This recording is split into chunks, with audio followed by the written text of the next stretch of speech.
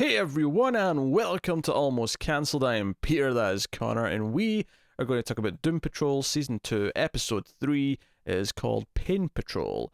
So, full spoilers for the episode, as always. I am so annoyed that I did not get the hint of who this was going to be based on the butterfly. Because as soon as really should have done. As soon as they mentioned the name, I'm like, wait a minute, I read this. I know who this is. Yeah, same. This is Red Jack. I know who this is. God damn it. So it all kind of came flooding back once it really get into like who he was, with the invitation especially. So, oh yeah, the butterflies. I remember all this now. But he has Larry. That was kind of the end of the last episode. Is that he has kidnapped Larry, and it leads to Rita and the Chief going to save him. It leads to a bunch of other things going on. Separate, Cyborg still separate. Cliff and Jane going on their own separate little adventure, and yeah, we get some flashbacks. There's a bunch of things happen. So, I will start off though with Cliff. Like, he comes into the breakfast, right? And Dorothy's all excited because she's made some French toast for her dad. And Niles is all happy. He's like, that's a very special breakfast. He was almost getting his hot fuzz tone when he was saying it that way. I can see it. But Cliff comes in and he's like, oh, my hand's moving really slow, something's not quite right. He's like, oh, I'll look at it after my breakfast. And he says, it's a bit effing slow. And he says it kind of slow, though, right? And the Chief's like, can you give me and Cliff a moment? So Rita takes Dorothy away, and I'm like, is he going to, give him shit for swearing in front of her? And he does. He's like, maybe when you're around my 11-year-old daughter, you can tone the swearing down a bit. Bring it down a notch. It was the exact phrasing. And I don't think the laugh of the episode for me is him going, sure, does she know sign language? And then because he's running slow, it takes 3 seconds for his finger to come up and give him the finger. I don't know. It was really cracking me up. It was very funny. However, I agree that might be the laugh of the episode, because I think this might be the least funny episode of Doom Patrol ever. It may be. There's not a lot of comedy in this one. No. Some sweet stuff. I thought the flashbacks to how Rita and Larry first met were pretty sweet. And all the payoffs to that and the present day stuff. Because the Chief gets this invitation. Cliff and that have already left, so it's basically up to him and Rita to go save Larry. And Larry's kind of strung up in chains, and his bandages are coming off, so he's exposed. And this leads to flashbacks of when he first came to the house and was introduced to Rita, and he's got this big sort of almost hazmat style suit on with a breather, and he's got a tank with him to breathe. Presumably oxygen. Yeah. It's probably because his suit has to be sealed, so therefore he needs his own supply of air to breathe. And she's being nice to him. He's very quiet. This is early days Larry. He's not the, I mean, not that he's an open book now, but he's more of an open book now than he was then. Oh yeah, but in comparison, he's a barrel of laughs. Yeah, and they still don't quite explain how the bandages are enough to stop the radiation, but they do acknowledge that they are, the Chief's done something. He's made special bandages. It's some Niles science bullshit. Yeah, just go with it. Just go with it. Yeah, but he sees his room for the first time and all that. But I thought this was sweet stuff when she sort of starts to melt in front of him because he's bringing up her movies, and he actually says something. He's like, "Oh, I recognize the pain in your performance," and this is kind of this makes her uncomfortable because at first she's like, "Oh, a fan. Oh, yes, we'll talk about my movies. Yes, oh, yes, I'm a great actress." But when he starts talking about the raw pain that she's hiding, which is something that he can relate to because of him hiding part of himself, this makes her uncomfortable, and her face melts, and he has to come and apologize later. But it leads to this wonderful stuff because she's the one who finds him, because Red Jack's torturing the Chief for basically all of his time, and we should mention that he's recruiting Niles. Well, that's what he's trying to. We'll get into that side of it, but just to stick on Rita and Larry, because it's Rita that finds Larry, and they're all kind of spouting butterfly wings because all of Red Jack's victims turn into butterflies, and he puts them in a collection. She actually does this great visual of her coming in to save Larry and getting him down, despite the fact that obviously he's exposed, so it's going to cause her pain. Now, obviously, this would kill any regular person, but Rita being Rita, it's clearly take it at least a bit. But so her face is melting, but also being like radioactive. She's trying to hold it back up as well at the same time. Yeah, it's like burning. Like her face is like it's radiation burns are happening as it's melting, but she's like determined to save him. So it's this really kind of sweet moment. But the payoff for this that I thought was wonderful. There's a great line of dialogue here when they get back to the house and Larry said, "Oh, you shouldn't have went through that pain. I always depend on," because she says something like, "Oh, I'll always be here for you." It's like, yeah, that's the problem. Like I'm a lost cause. Like you shouldn't be here for me. And she has this great line where she says, it's not a lost cause if there's someone willing to fight it. And he walks away and then he turns back and hugs her, and it's kind of this sweet moment because it's like a proper like grab her hug, and she's just kind of like patting him, and it feels like it's the most emotion Larry's ever shown in this show, and to at least to someone else in the Doom Patrol. So yeah, because he's had moments of in solitude, but more than sharing it with someone else, and I thought this was. Maybe even the certainly the emotional peak of the episode, if not just the peak in general, because it was a really touching moment. I thought the dialogue was really right, and the performance with both were really good. Yeah, and of course, the lost cause is a callback to the flashbacks, so it's got this decades-long wait between them. Yeah. So no, I thought it was a really, really well written bit. The whole Red Jack stuff with the Chief though is it actually starts with a flashback to Jack the Ripper times. Because obviously part of Red Jack's story is that he actually was kind of Jack the Ripper, amongst other things. That was like one of the things he was doing. And basically he recognizes that in the Chief, he sees like, oh, you weren't horrified by my victim. You were enticed by it. You're curious. And he says that the Chief has the ability to cause pain, and he wants him to be his apprentice. And given that the Chief's already dealing with his guilt over what he did to everyone. In the Doom Patrol, this is kind of this almost wake up call for him, because obviously he gets out of this, he stabs Red Jack to kind of escape by the end after a lot of torture, but like there is this thing when he goes back home at the end of the episode where he puts down what he's doing, and because he's trying to fix Dad the Brick because that little klutz Dorothy broke Danny in half. Bloody Herschel. Yeah, but he puts that down and pulls out like just a bit of paper and starts designing Robot Man 2.0. He's like, I need to at least try and give Cliff a better body. Let's give him something better. I love that, for the Chief, he resists that temptation, because that's the promise that Red Jack gives him is, you come and do this, you get eternal life. And you have to wonder, 5 or 10 years ago, Niles might have taken this offer. Yeah. I thought that was a really poignant moment in his story. But again, we talked about how this season might be the Chief's redemption arc. He's trying, that's for sure. And he is trying, so we'll see how Cliff takes the new body. But probably, I don't imagine that'll be the very next episode. Maybe it will be, but I assume that'll be later. And I do recall a story in the comic when they attempt to transfer him to the new body, and a certain villain team show up. Well, a certain villain pair show up. I don't know if we're getting that pairing, because I would love. They would fit right in on this show. Don't be wrong. They would. Yeah, even though one of them's technically like something that you might expect to see more in the Flash or something. The relationship that he has with the other one, and the other one is a brain and like a jar. So would fit right in on this show. Yes, in a wonderful way. I feel like we maybe might have heard about it if they were doing this. But who knows?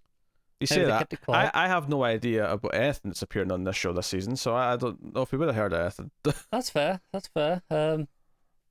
Maybe you're right. But I could see them doing like a similar thing with maybe different characters still, even so. Yeah. Kind of take that issue's premise and kind of play with it. Yeah, but I dug the L stuff as well. And then if we go over to Jane, basically she's with Cliff, but she falls asleep and goes into the underground. There's like an intervention. Some of the other personalities are sitting her down and talking about how these drugs are making us all weak, and we can't protect Kay, the core person if you're making us all weak. And I do dig the chainsaw wielding nun. Just that was fun. that was funny. Yeah. So there's a lot of things here. A lot of these characters were ones we'd seen last season. Yeah. And the lovesick rom-com one. Yes. I had forgotten what her name was, And I don't know if you caught it in this episode. It's Karen. And I don't think when I watched this show a year ago, I don't even know if Karen was a thing then, or if it was, and Doom Patrol was, the writers were ahead of it on us. I think it was in its infancy. I don't know if that was an intentional thing, though. But now that being Karen plays absolutely perfectly. Yes. I feel genuinely bad for, some ladies out there who happen to be named Karen who are not, like, a Karen. Yes. To put it. Yeah. Because their name's been sullied now. Like, now their name's got a double meaning. Yeah. Start going by, like, Carrie or something. Just, alter it a little bit. There are definitely, like, very few Karens being named in the next couple of years. Yes. Well, maybe a certain group may still name their kids Karen. Sure, but there will be less. Yes. But hey.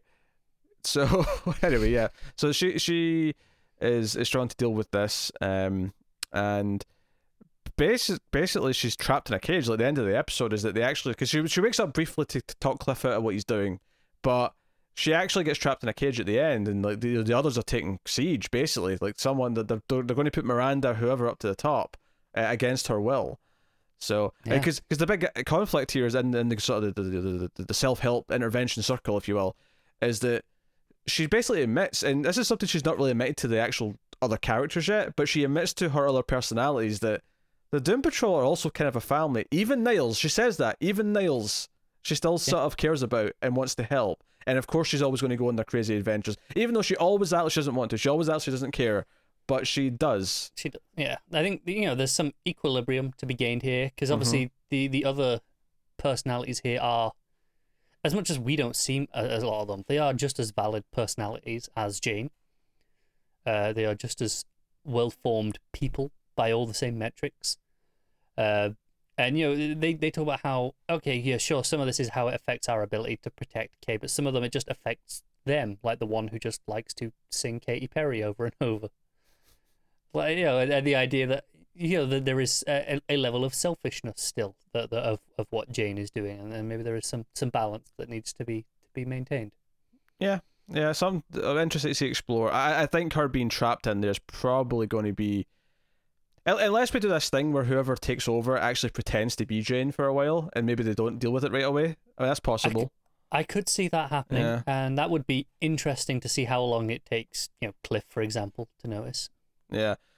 So Cliff's thing, of course, is that he drives off to his daughter again, and obviously this is very much kind of a repeated beat from last season, where now he's determined. I do like the idea, though, that seeing Chief with his daughter and how his daughter's like making him breakfast and stuff is kind of what's triggered him to, like, no, I want my good daughter things. Like, this is bullshit. Why does he get to have a daughter? And he goes, and his daughter is pregnant, and he realizes she's about to have the baby shower. Yeah. That day, the decorations are up. She's awaiting them on arriving. And he says that he's her father. She doesn't really believe him. And then he brings up the watch, and it's enough to, at least seemingly partially convince her. But she's like, I can't deal with this right now. I've got people coming over. I'm not doing this right now. This is too much to take in. And Cliff refuses to leave. He thinks he deserves at least a conversation. Yeah, so she sits on the curb. She calls the police on him. And he immediately just goes, oh, what the F and F? Oh, I haven't seen her in 30 years, and she finds out I'm alive, and I get the cops called on me. I love how these police are so bizarrely understanding here. They're like, look, we get it. You're a dad, sure, we buy it. But you can't just do this. You come back another time. But they also don't escort him away because they realise they can't. Like, he's a robot. Yeah, and he goes over and starts smashing up the bus, and one of the cops is like, should we stop? He's like, well, it's his bus. He can do what he wants. So actually, one of my other funniest moments is just the delivery between, when he's on the top of the bus and, Jane comes back out to talk him out of it. And he just goes, when he's realizing, he goes, I effed up, didn't I? And she just goes, yeah, dude. And that's it. But it's just the really nonchalant delivery of it. Well, yeah, the actual context of that is that, he's saying that, it's not his fault for missing all these years. It's not his fault for what happened. It's not his fault for, 100 different things that he mentions about not being there. But then it's like, she says, no, but this is kind of your fault. And he looks over and sees his daughter in the window crying because she can't take this. And now she's got this crazy robot man outside her window. And it's causing her all this stress and all this extra turmoil that she wasn't expecting to be going through today. and he's like, crap, I effed up. So it's kind of this self-awareness thing, and it's, you know, I suspect that we're going to get some sort of sweet acknowledgement between them over the course of the season. Well, assuming that was going to be before episode 10. If it was planned for after that, then we won't see it till season 3. I think, but even if it is in season 3, it kind of still works, because obviously the first part of this was in season 1, so this being here and then the follow-up being, you know, even if it is in season 3, still kind of works overall. It's not like an immediate rush for this beat. Oh yeah, I wasn't really complaining about that. It was just, you know, potentially... It probably was planned for this season, yeah. Yeah, but given what episode it was planned for, it might have it's been cut off now till later. But that was Cliff's stuff, which, you know, is basically kind of Cliff 101, which I thought it was solid in what it was doing, but because it is kind of like almost a rerun of a previous plot line, it didn't. It was probably my least favorite out of the bunch, and Cliff, which is surprising because Cliff tends to be my favorite out of the stories. I think it helps that even in a mundane plot, as much as this can be described as that, it's still enjoyable because of Cliff, because of his reactions, and even if it is like you say, we kind of did a lot of these beats, it's the delivery, the dialogue, it all still is enjoyable to watch. Yeah, I mean, I'll take that back slightly. I think Larry has an equal chance of being the best because Larry's stuff tends to be more touching. But Cliff typically will either win best or at least be the most entertaining out of the bunch. And I think this is a rare example where his is actually more at the bottom of the list. It's still enjoyable because it's him, but definitely not as you know, top of the list as usual. Yeah, I think all the Red Jack stuff is far more compelling. Even just the sheer horror of it, like when they're growing those butterfly wings, it's quite terrifying and looks really quite good, actually. Yeah, and even some of the torture where, you know, he makes the chief kind of like live what Cliff went through when he sort of, you know, became a robot, and he's this horror of realizing what he's become. And then the physical stuff of him just like stabbing the guy in the eye. Yeah. Oh, yeah, because Red Jack's just murdering people left and right in front of him. He's making this pitch to be, come be my apprentice, you can live forever. But he's just like, I've literally been in the room for like a minute and you've already killed 2 people in front of me. I don't know if I feel like stable here. This feels a bit unsafe. Yeah. And then, of course, what we've not talked about yet is Cyborg, who has a continued interaction with the woman from last episode. Ronnie, there you go. And she basically cancels the meeting but doesn't tell him, so it's just him that shows up.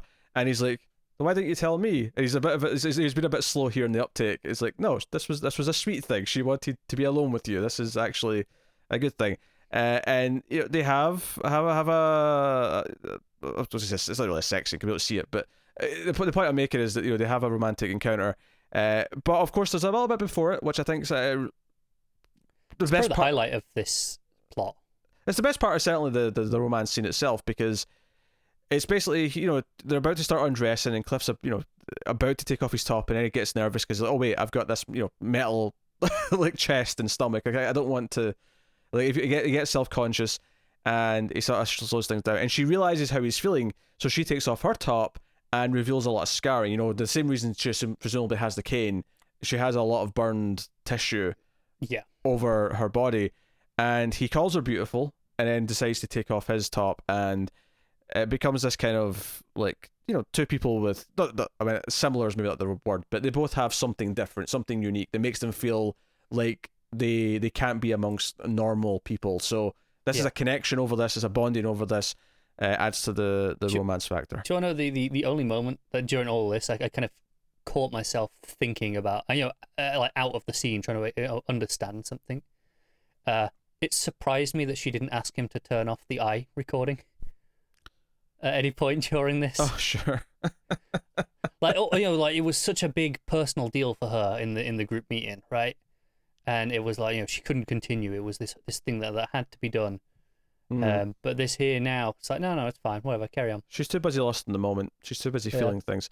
But she kind of wants to just sort of leave it at that and just, that was fun, let's just move on. Kind of attitude afterwards. He asks her out, though, and says, hey, okay, you know what, I'll leave and whatever, but you have to go on a date with me later. And she's like, okay, fine. But she never shows up. She sits outside the restaurant, but never goes in. And he gets an email about her. From her, yeah. And because she said earlier on that, you know, you'll change, you won't like me as much for too much longer. And she basically intentionally sabotages this herself by sending an email about her essentially going off I mean, what was Yeah, I his, mean, the thing that it's listed as is voluntary manslaughter. yeah. So it's a photo of her as well with like a bunch of dead bodies, and she was clearly charged with this misconduct, and Yeah. he sort of reacts to that and walks out. So It definitely, feels like a test from her to see, because obviously she's watching and being like, well, if he reads this and still stays in there waiting for her, she probably would have gone in to see him. But maybe, him, that was the way it read to me. It felt like a test of, does he mean it? Will he accept this straight away? I guess maybe. I never really got tested. It was more just she wants to push him away, but she wants to see his reaction. Maybe hoping that his reaction will be more hopeful or different. I didn't necessarily get calculated test, but I mean, it's the sort of thing where they never even clarify that one way or the other. Mm. But I just got kind of like wanting to push him away, making sure this works. Kind of classic stuff where someone refuses to accept that this relationship's good for them. And, I expect Victor is going to turn around and kind of like still try to be in touch with her. You're a better person now. You can be better. So, no. And I think what's really important here is that the context of that scene from last episode where she's like arguing on behalf of the guy who tried to mug her. I think that because that gives us a moral compass for her before this reveal that tells us that she has at least in some ways changed, or at least there's a battle with her. She's grateful that she was given a second or third chance, or whatever it may have been in the end. Yeah, so there's a battle there for her in terms of her own redemption, which again ties in thematically with what the Chief's going through this season. So there's a nice thematic link there, even though both plots have absolutely nothing to do with each other. In terms they're of very separate. Yeah, I mean Cyborg's just completely separate from the rest of the team right now. Yeah, I know he's back in with the main lot next episode. Okay. Maybe he came home after this encounter and he'll go back to maybe try to speak to Ronnie later, or they'll cross paths later in some other way or something. Maybe she'll come to him for help because something goes on in the town. She needs a superhero, and she's like, she happens to know one. She has the email address of one who will read it. Yes. So, no, I like that too. I feel like I think what I'm liking about the season so far is that it's doing a good job of keeping all of the various things that are going on feel rewarding and engaging in their own way. I think bizarrely, like Jane's might be the least interesting overall. Just looking at the 3 episodes as a whole, hers is the one that's maybe not as intrigued me as much as the others yet. I think I was surprised, especially last episode, by how good I thought Cyborg's was. And then Cliff's always great. Larry tends to be the most emotional and tends to be the best because of that. I think Rita's stuff's been good, and especially when it's tied in with Larry's, they've really complemented each other. I mean, even Rita as a whole, her wanting to be better is really interesting. And when Niles is trying to convince her to come save Larry, and she's like, he gives her this speech like, it's going to be really dangerous. I need you, and she's like, I'm on the fence, and this is the best you can do. Yeah, but then you get the Chief stuff with the redemption. Dorothy, we didn't really mention much, but I mean, there wasn't really much to say in the sense that she broke the brick.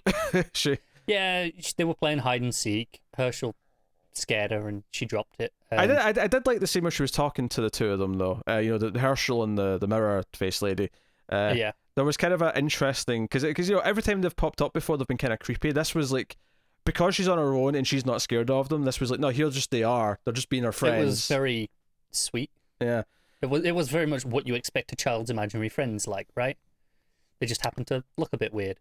Yeah, I usually expect child's imaginary friends to be other human beings of some kind, or if not a human being, then something they've seen on TV from a kid's show or something that's more friendly looking. Not a giant spider. Usually that scares most kids. That said, I mean, I can see some kids being like, oh, I kind of like spiders actually. The mirror face lady is like something that David Lynch would come up for like the villain in like Twin Peaks season 5. So you know what? It's pretty unique. Yeah.